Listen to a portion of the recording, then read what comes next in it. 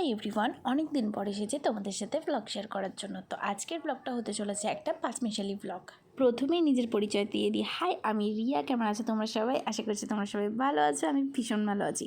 আজকে শেয়ার করবো তোমাদের সাথে, প্রথমেই বললাম, পাঁচমিশালি ব্লগ। তো চলো স্টার্ট করা যাক। আজ হচ্ছে কলেজে আমার ফার্স্ট ডে, তাই যা যা ক্লিপ নিয়েছিলাম সবটাই আমি তোমাদের সাথে আজকে শেয়ার করবো। সবার প্রথমে এখানে হচ্ছিল পরিচিতি পর্ব। কোন টিচার কোন সাবজেক্টে পড়ান এই স্যার সবটা ডিটেলসে বলছিলেন। আর এই স্যার নতুন একটি ডিগ্রি অর্জন করেছেন, তাই জন্য কলেজের পক্ষ থেকে প্রিন্সিপাল স্যার তাকে সম্মান জানান। যাই হোক, সেদিন সকাল 11টা থেকে শুরু করে বিকেল 4টে অবধি প্রচুর বসে বসে বোর হয়েছি। শেষে মাঝখানে এগুলো একটু ইন্টারেস্টিং লাগছিল। যাই হোক, তো সেই দিনের ব্লগ আর বেশিক্ষণ আমি কন্টিনিউ করবো না। চলো ফিরে যাই অন্য পার্টে। বাড়িতে এসে ঘুমিয়ে পড়েছিলাম, আর ঘুম থেকে উঠে দেখি এরকম বাইরে বন্যা হয়ে গেছে বৃষ্টির কারণে। তো এই ভিডিওটা করতে গিয়ে আমার ফোনটা জলে পড়ে গেছিলো, যার জন্য আমি প্রচুর কান্না করেছি। যাই হোক, চলো পরের দিনের ব্লগে চলে যাওয়া যাক লাফ মেরে। তো সকালবেলা ঘুম থেকে উঠে দেখি এই পিসিমণি আমার বাড়িতে বেড়াতে চলে এসেছেন। তো তারপর আমি গেছিলাম বাজারে। তো বৃষ্টি পড়ছিল, তো আমি একটু এস্থেটিক ভিডিও নেওয়ার ভূত এসেছিলো মাথায়। তো আমার এস্থেটিক ভিডিও ছিঁড়িগুলো তোমরা একবার দেখো, জাস্ট দেখো এই ভিডিওটা। এস্থেটিক ভিডিও দেখার শখ তোমাদের মন থেকে জীবনের মতো চলে যাবে। লেভেলের এস্থেটিক ভিডিও উঠিয়েছি। যাই হোক, চলো এস্থেটিক ভিডিও বাদ দাও, আজকে কী রান্না হয়েছে তোমাদেরকে দেখাই। তো সবার প্রথমে জলের বোতলটা সরিয়ে নিই, তারাও তো খুব ডিস্টার্ব করছে আমাকে।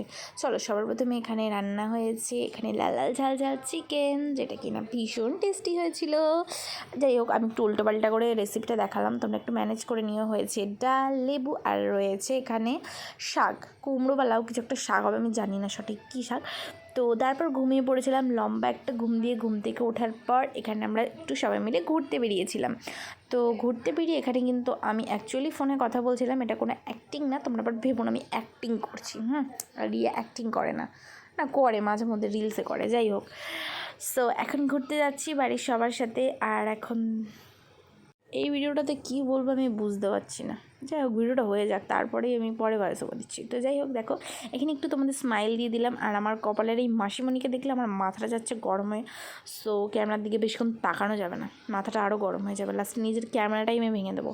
তো যাই হোক, এখন চলো বাড়ির সবার সাথে ঘুরতে যাচ্ছি। মনটা একটু ফুরফুরে রয়েছে আজকে, তো চলো ঘুরে আসি। ঘুরতে বেরিয়েছি, ঘুরবো ফিরবো, বাড়ি যাবো ভদ্রভাবে, তা না রাস্তার মধ্যে লেভেলের খ্যাপাম্য চলছে। কুকুরের লেজ ধরে টানছে, ও দৌড় মেরে পালাচ্ছে, কি বলবো, আর কিছু বলার নেই।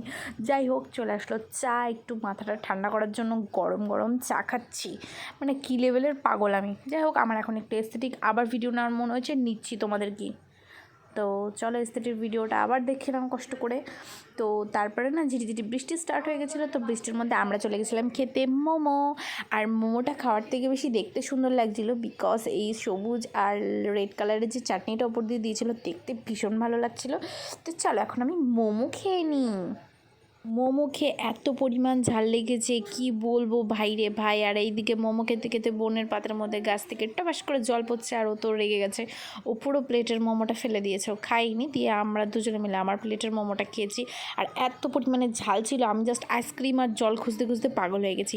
আর এই এক ঠ্যাটা আইসক্রিম, ভিডিও করব, ভিডিও হবি, চুপচাপ পেটে চলে যাবি, তা না ভিডিওতে ফোকাসই হয় না। 1 ঘন্টা ধরে ভিডিওতে ফোকাস নিছি, তারপরে হয়েছে। যাই হোক, তারপরে বাড়ি ফেরার পথে দেখলাম এখানে বাড়ির ঠাকুরের পুজো হচ্ছে, এখানে একটু ভদ্রভাবে প্রণাম করলাম। আর দেন এখন যাব বাড়ি। আমি চলে যাই বাড়ি। আর তোমরা যদি আমার চ্যানেলটা সাবস্ক্রাইব না করে থাকো, সাবস্ক্রাইব করো তাড়াতাড়ি, নাহলে বাড়িতে গিয়ে মায়ের আসবো, ঠিক আছে? Like, comment, share, subscribe, follow, যা যা করা যায় সব করে একদম ঝড় তুলে দাও। তো রাস্তা থেকে চা, মোমো, আইসক্রিম খেয়ে আসার পরেও আবার আমার চা খাওয়ার ইচ্ছা হয়েছে। সো হোয়াট, আমি খাবো, আমার ইচ্ছা। বোনকে বললাম, বোনের সাথে সাথে চা করে নিল 2 কাপ। এখন 2 বোন মিলে রিল্যাক্সে চা খাবো। আর চা খেতে খেতে হঠাৎই মনে হলো না, একা একা চা খাওয়া যেতে পারে না। তো তাই জন্য আমি ডাক দিয়ে মান্তুকে চা খাওয়ার জন্য সাধলাম। মান্তু আমার এই পাগলের মতো প্রশ্ন শুনে পালালো, আমার মুখের উপর অপমান করে দিয়ে আমাকে। যাই হোক, চলো এখন একা একাই চা খাই, আর কি করবো। সো আমি একটু জাস্ট শুয়েছিলাম, তো দেখি এই মহিলা এসে আমার ভুঁড়ির উপর শুয়ে পড়েছে। এই মহিলার কি সমস্যা আমি বুঝি না, গোটা পৃথিবী ছেড়ে আমার কাছেই আসে।